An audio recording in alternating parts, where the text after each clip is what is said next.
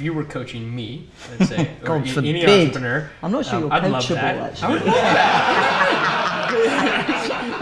that. But I guess what I'm getting at is, what types of questions do you ask these CEOs who you're coaching so that they can better understand who they are and get that self-confidence, self-awareness? So the values work is huge, and one of the best ways to do that is to ask people to tell you about their peak moments.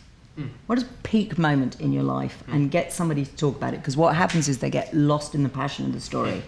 And your job is not to listen to the story, your job is to listen to the energy and to elicit their values. So that's how so get them, not asking them the direct question, to get them to talk about something that just as they're really passionate about. And the other thing to do is ask them what really pisses them off. What makes you angry, what makes you livid, what really gets to you.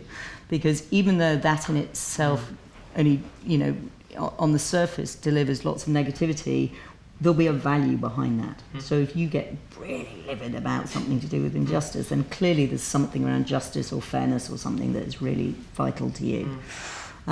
So values is a really good way to do it. You can do all the normal stuff around strengths finders and stuff, but I actually find values more useful than strengths, actually. Strengths are things that you can just kind of work on. Values are stuff that run right through you. It's kind of like that's in your blood. Strengths are things you can build up and whatever.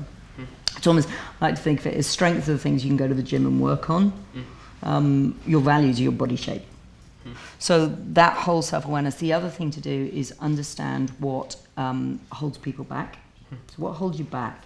What actually stops you being the best you can be?